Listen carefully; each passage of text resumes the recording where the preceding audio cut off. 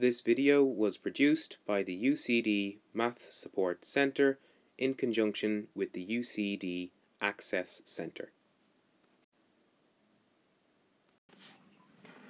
Next, I just want to go through some properties of circles. These can appear as theorems in textbooks, so just keep that in mind. The first is that the angle at the center of a circle compared with the angle at the circumference. The angle at the center of a circle is twice the measure of the angle at the circumference.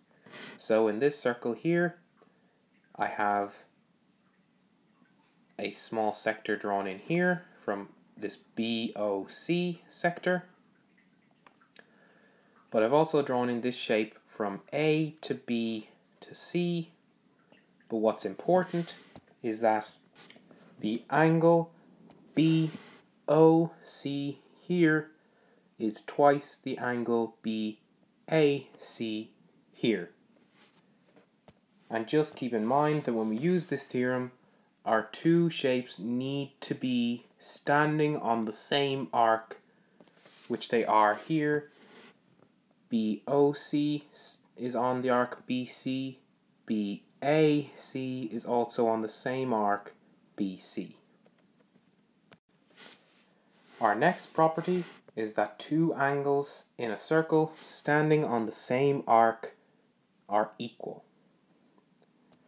So in this case, we're not talking about the angle at the center and the angle at the circle.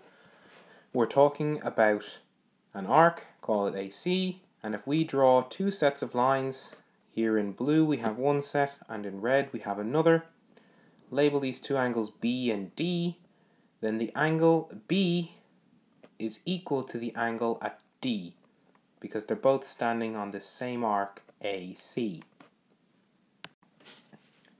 The third property is that of the cyclic quadrilateral. A quadrilateral in which all four vertices or corners are points of a circle is referred to as a cyclic quadrilateral. So here we have a quadrilateral A, B, C, D, and all four corners are points on the circumference of this circle here. The important thing to note is that opposite angles in a cyclic quadrilateral add up to 180 degrees. So in this quadrilateral, angle A and its opposite angle, angle C, add up to 180 degrees, and angle B and its opposite angle D also add up to 180 degrees. Another theorem to do with circles is the angle in a semicircle theorem. The angle opposite the diameter in a circle is a right angle or is 90 degrees.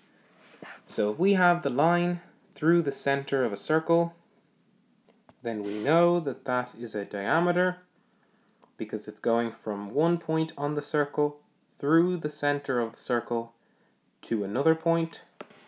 So if we have a diameter, and from that diameter we draw any two lines that meet at the circumference of the circle, then the angle at that point will always be a right angle, regardless of whether we draw it like I have there, or like this,